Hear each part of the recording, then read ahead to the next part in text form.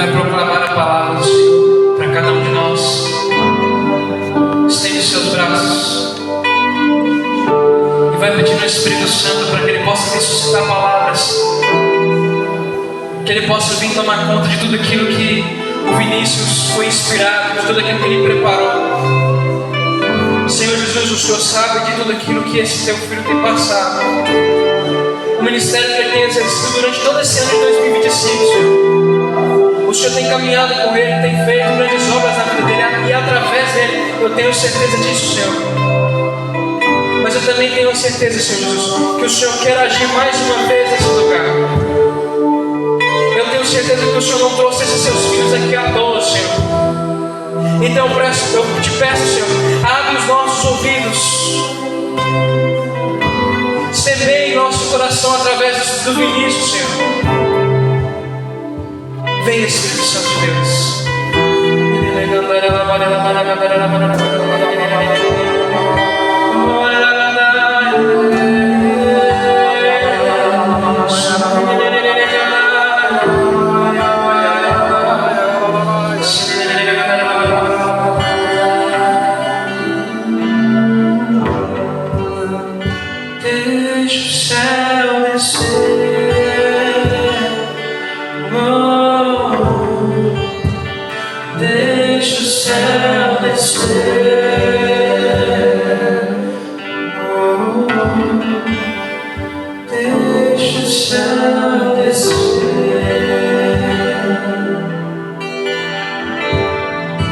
Venha, Espírito Santo, enche o coração dos nossos filhos, e assim tem o vosso amor.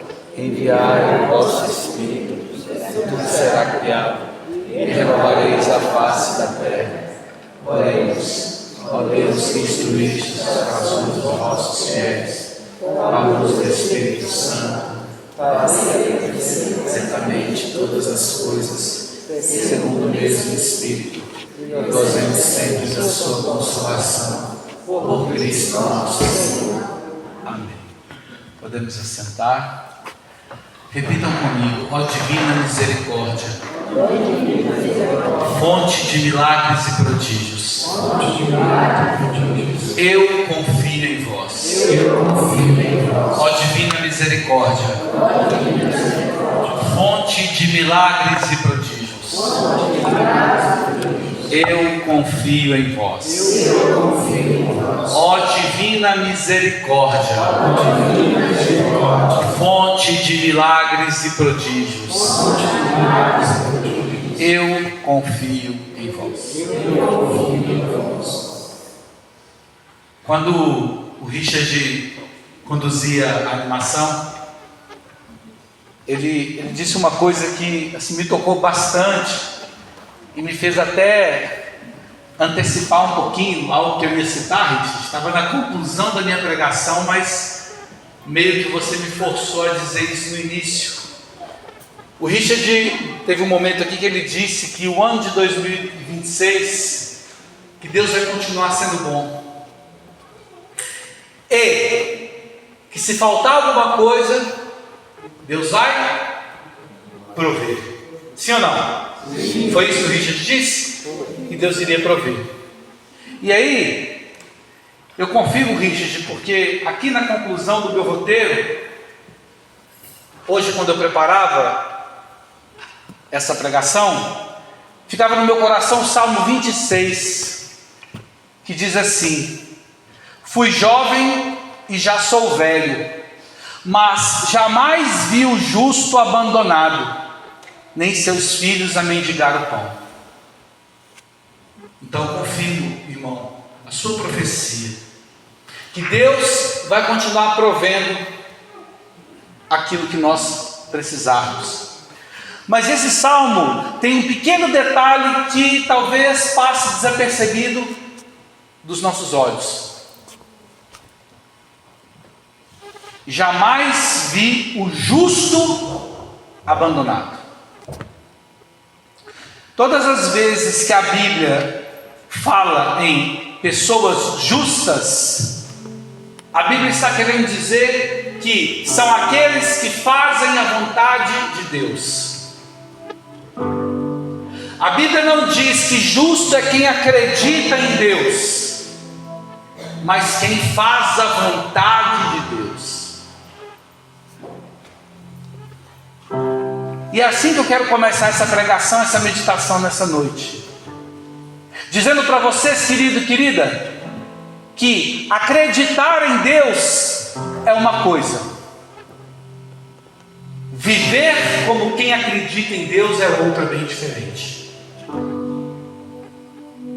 Viver como quem acredita é aquela pessoa que entendeu a doutrina e faz de tudo para cumprir aquela doutrina. A pessoa diz assim: eu estou pregado, eu trabalhei a noite toda, mas hoje é domingo, eu não vou faltar à missa. Isso é uma pessoa que faz a vontade de Deus. Uma pessoa que faz a vontade de Deus é aquela pessoa, aquele católico que diz assim: eu estou morrendo de vergonha do padre, mas eu estou muito mais arrependido do meu pecado, então eu vou lá agora no padre, vou lá no padre Fabrício e vou confessar os meus pecados.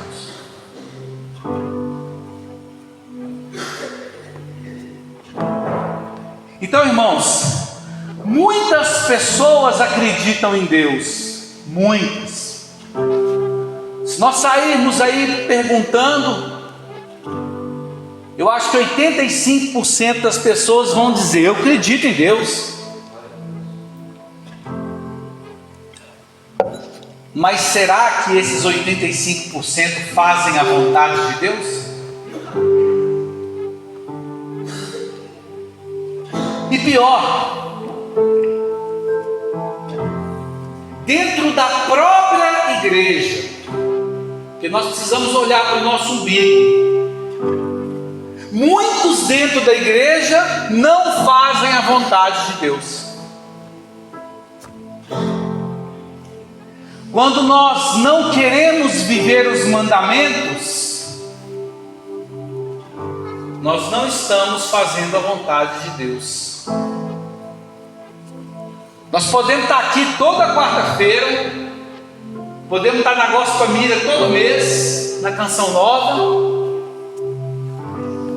mas a partir do momento que eu digo assim: eu não concordo com isso que a igreja diz, perigoso, viu? Muito perigoso. Porque no fundo você está fazendo a sua vontade. Você está pegando um evangelho que te convém. Até aqui eu acredito e concordo. Daqui para cá eu discordo. Então eu vou seguir só aquilo que eu concordo. E nós vamos ver na palavra, daqui a pouquinho, que Jesus vai nos advertir quanto a isso. Porque, gente, se tem uma coisa que Jesus não faz, ao contrário de muitos falsos profetas, falsos pregadores e até falsos católicos, Jesus não enrola, Jesus não dá volta, Jesus é direto, Jesus é sincero, Jesus é verdadeiro. Jesus não te ilude, meu irmão. Jesus não me ilude.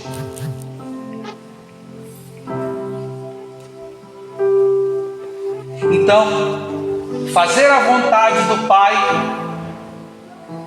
é bem diferente de acreditar no Pai. E para ficar mais grave ainda a nossa situação, eu preciso dizer para vocês que até o demônio acredita em Deus. Sim ou não? O demônio sabe de onde ele veio, o demônio sabe quem o criou, o demônio sabe por que ele caiu do céu, porque ele foi rebelde, porque ele foi orgulhoso, porque ele queria ser igual a Deus. O demônio acredita em Deus. Quando nós lemos no Evangelho lá que Jesus expulsa aqueles demônios que entram naquelas manadas de porcos, o que o demônio fala para Jesus? O que você quer de mim, Jesus de Nazaré? Olha como que o demônio conhece a Deus. Então, só acreditar em Deus não basta. Nós precisamos fazer a vontade do Pai.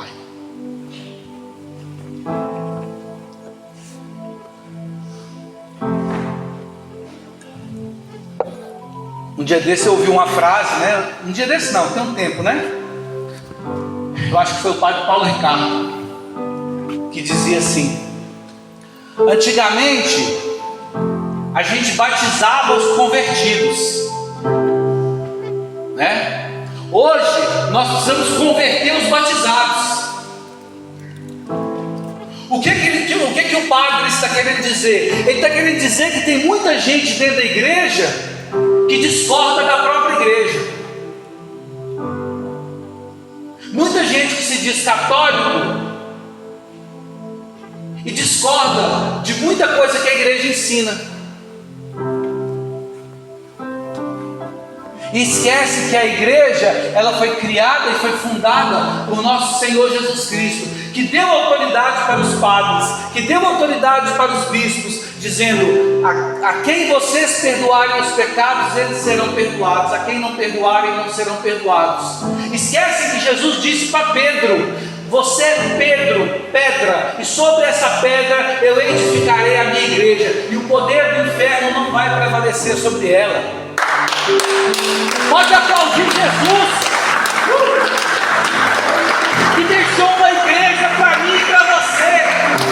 Jesus não deixou 33 mil igrejas. Vocês sabiam que existem 33 mil igrejas evangélicas no mundo todo? 33 mil é uma estimativa, pode ter até mais. Jesus deixou uma para mim e para você. Uma igreja que tem autoridade de perdoar pecados, uma igreja que tem autoridade de consagrar o corpo e o sangue de nosso Senhor Jesus Cristo. Jesus deixou essa igreja para mim e para você. Então eu digo: quem sou eu para duvidar dessa igreja?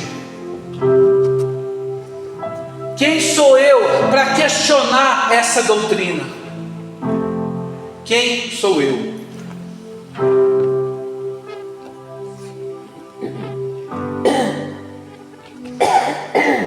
Por falar em igreja, sua bênção, Padre. Amém, obrigado pela acolhida, pela renovação carismática, viu? Muito obrigado. Irmão, pega a palavra do Senhor lá em Mateus capítulo 7, pode ficar sentado mesmo. Mateus capítulo 7, versículo 24. Mateus capítulo 7, versículo 24.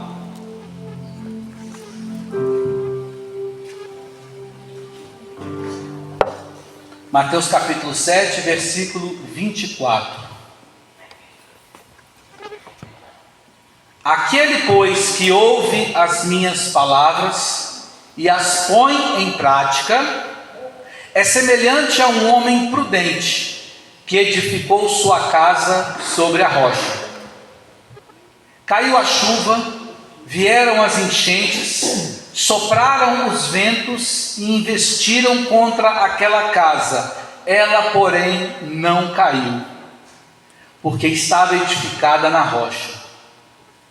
Mas aquele que ouve as minhas palavras e não as põe em prática, é semelhante a um homem insensato, que construiu sua casa na areia. Caiu a chuva, vieram as enchentes, sopraram os ventos e investiram contra aquela casa. Ela caiu e grande foi a sua ruína. Palavra da salvação. Irmãos, deixa eu voltar aqui um pouquinho. Eu preciso contextualizar o cenário em que Jesus estava ali falando. Então, antes desse trecho que eu li, Jesus estava advertindo aqueles que estavam à sua volta sobre os falsos profetas. O que é um falso profeta? É aquele que ensina o contrário do que a igreja ensina. É aquele que arrasta um monte de pessoas para o erro. É aquele que quer desacreditar uma instituição de mais de 2000 anos, como a Igreja Católica. Então Jesus está advertindo: olha, cuidado com os falsos profetas, Porque uma árvore má, ela vai dar frutos maus. Uma árvore má não vai dar frutos bons. E Jesus está dizendo: nem todo aquele que me diz Senhor, Senhor, vai para o céu. Como eu dizia na introdução, não basta acreditar em Deus, não basta dizer Jesus é o Senhor, é preciso fazer a vontade do Pai. E aqui eu vou deixar bem claro, vou resumir: fazer a vontade do Pai é obedecer aos mandamentos, obedecer a sua palavra, obedecer a sua doutrina. É fácil? Não. Eu disse agora há pouco que Jesus não nos ilude. Jesus nunca disse que ia ser fácil, que ia ser gostoso, que ia ser prazeroso.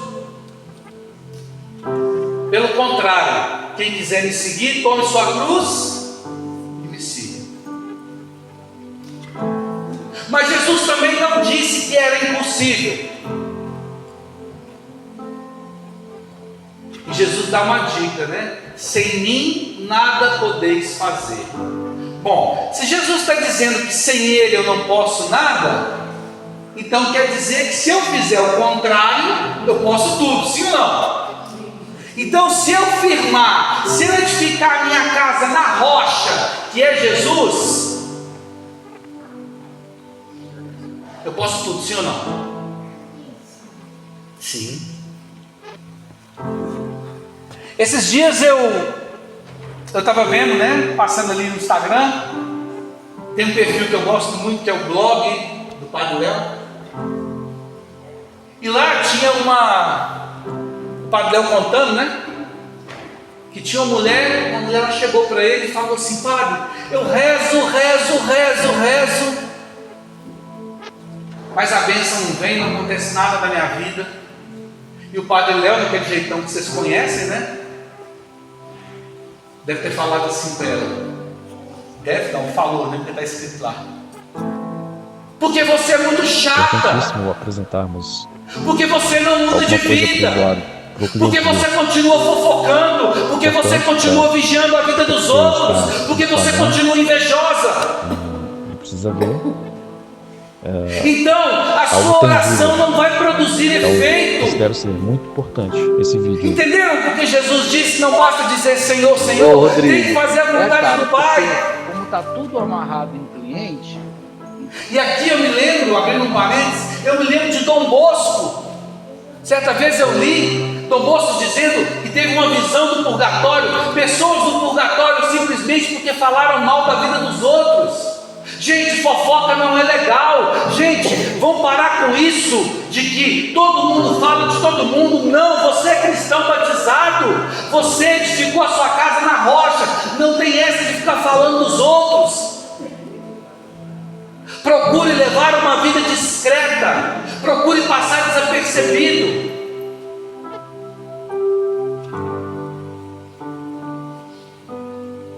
Está vendo como que é uma coisa pequena que às vezes nós achamos que não fere o coração de Deus?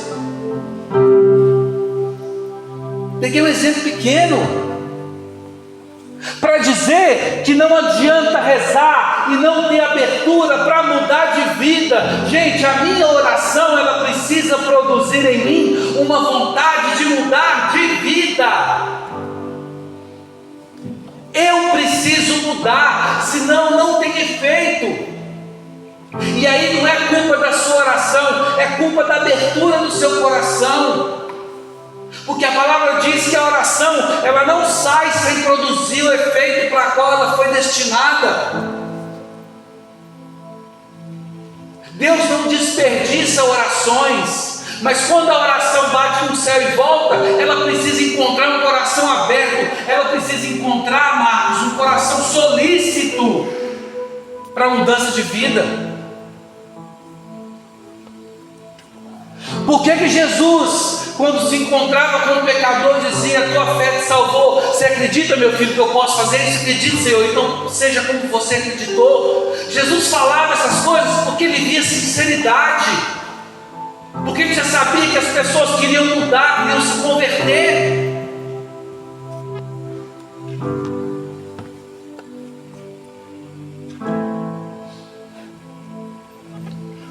Está vendo como é que não basta acreditar em Deus? Nós precisamos fazer a vontade de Deus, gente.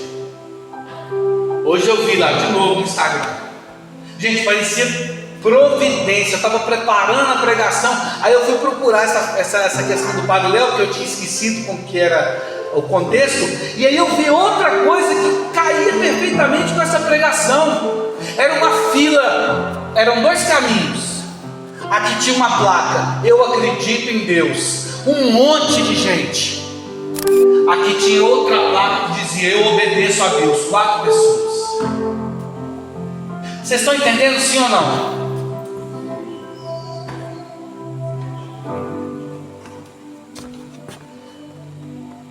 Deixa eu dizer para vocês uma coisa.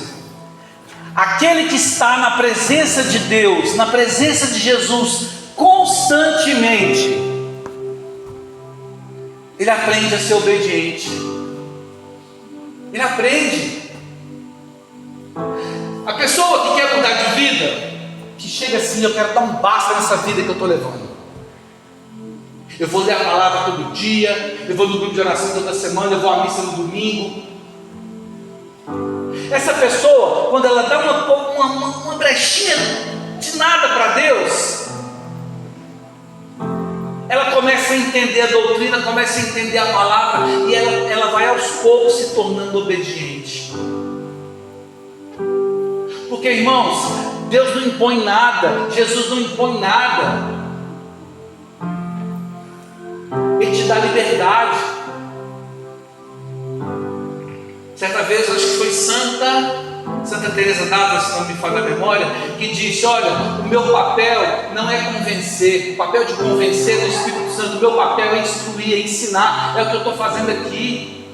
Eu já fiz muitas pregações, pessoal, e eu falo, gente, não é o pregador, eu não estou anunciando a mim mesmo, eu estou anunciando Jesus. Os músicos aqui estão anunciando Jesus, mas nós não podemos pegar vocês e obrigar a aceitar. Você precisa dar abertura, você precisa ser dócil. Tem uma música que diz assim, aquela música de animação, né? Molinho, molinho, molinho com Jesus, né? Eu tenho que estar molinho, molinho para Jesus, fácil. Porque, gente, imagina só, como que uma pessoa rebelde vai fazer a vontade de Deus? Porque, para começar, se o rebelde não concorda com a doutrina, como que ele vai fazer a vontade de Deus? Não tem como. E a pessoa bate o pé: não, eu não aceito, eu não concordo, e bate o pé, e aí o coração endurece, a pessoa não arreda pé. Não concordo com isso que a igreja diz. Se a pessoa quiser abortar, ela pode abortar. Não concordo. Se 2 namorados se amam, eles podem dormir juntos. E a pessoa: Deus, eu tenho fé em Deus, eu acredito em Deus, ok, amém. Mas você não quer fazer a vontade de Deus, irmão? Como é que você acredita em algo que você fala que ama, mas você não quer fazer a vontade? Você quer ver um exemplo? A gente que é casado,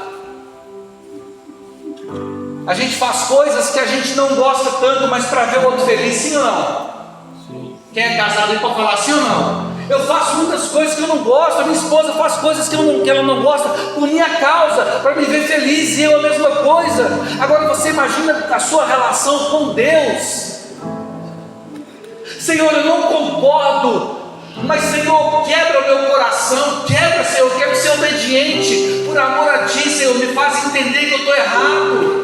Manda alguém, Senhor, manda um pregador, usa do padre na missa para me falar que eu estou errado, Senhor, mas quebra o meu coração. É assim que a gente pede.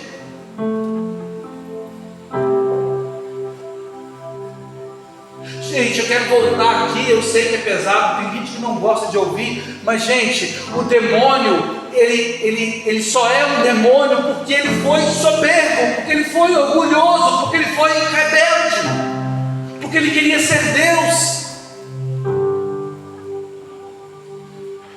E aí o que ele quer? Como ele é invejoso,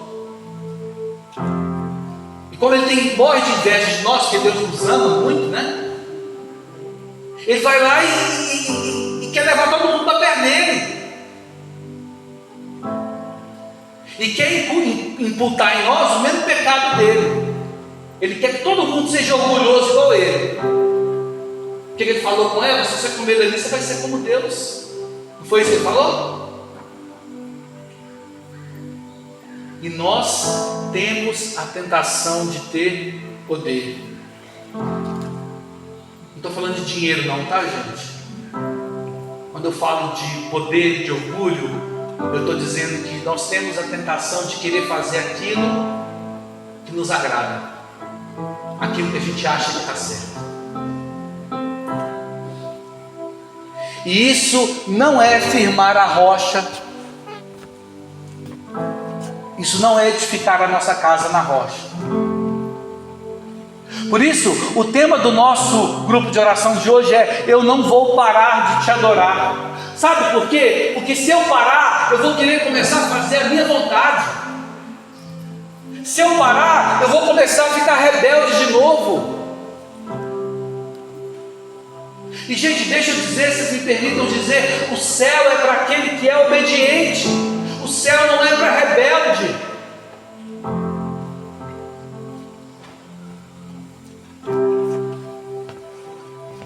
E olha, tem muito rebelde que acredita em Deus.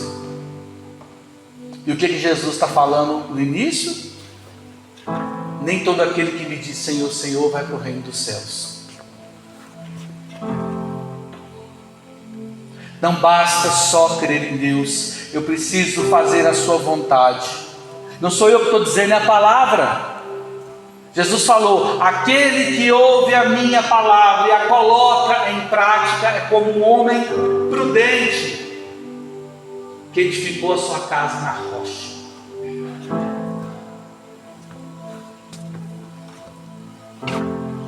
Quem vive na presença constante de Jesus vai ter as suas carências preenchidas. Esse vazio que tem no seu coração, ele aos poucos ele vai sendo preenchido a cada adoração que você participar, a cada missa que você participar, a cada terço que você rezar, a cada confissão que você fizer. Irmão, viva o processo que Deus quer implementar em você. Não queime etapas. Ninguém é santo da noite para o dia. Viva o processo. Mas comece hoje. Hoje eu vou ler a palavra de Deus, vou fazer a lectio divina, né? Eu vou ler e vou rezar com a palavra de Deus. Hoje eu vou começar a rezar o terço. Eu vou fazer um exame de confissão e eu vou procurar o Padre Fabrício. Eu vou me confessar. Seja ousado, dê um passo.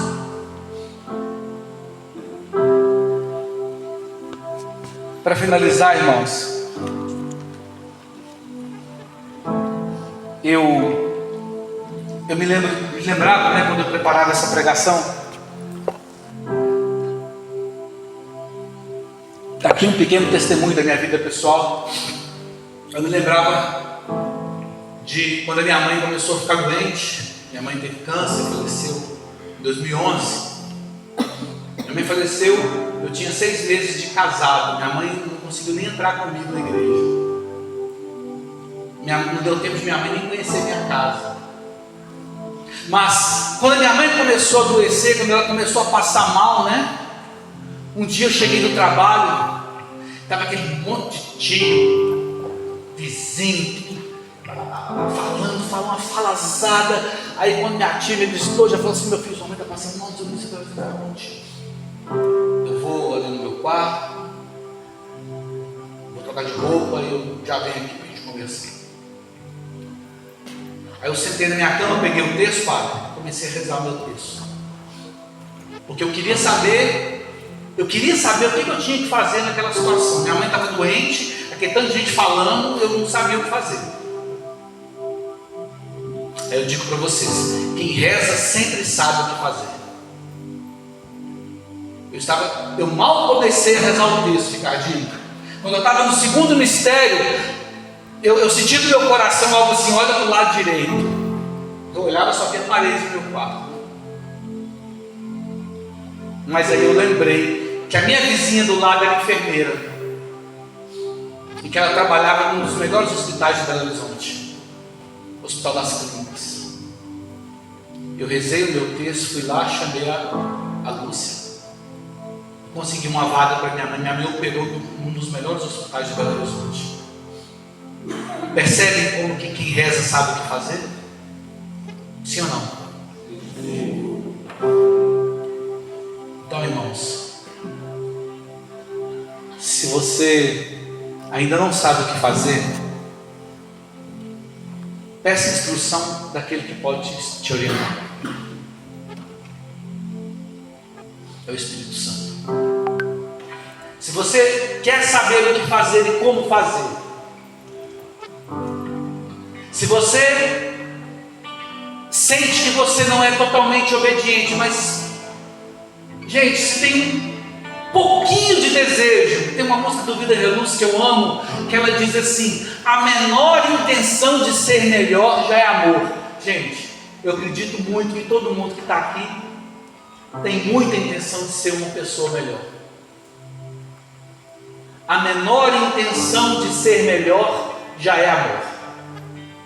Então, se você está aqui, é porque você ama a Deus. Então, se você tem o mínimo de intenção de ser uma pessoa melhor, fica de pé, como uma postura de quem quer ser obediente.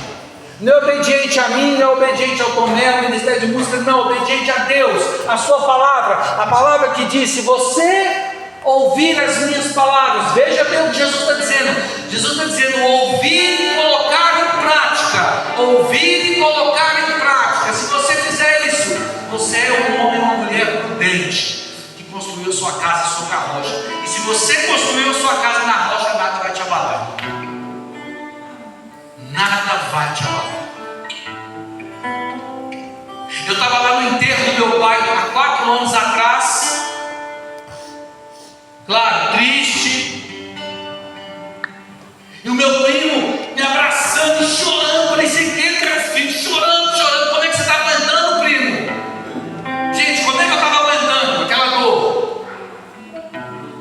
É porque tem um Deus maior do que eu, Solange. Né, Rô?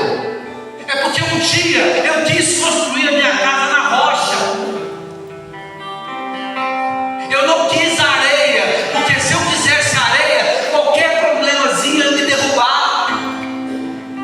Então eu quis a rocha, e eu quero muito que vocês desejem a rocha também, gente. Vamos rezar. Olha, o módulo financeiro está funcionando. Eu testei, se não me engano, anteontem. Testei. E tá funcionando normal.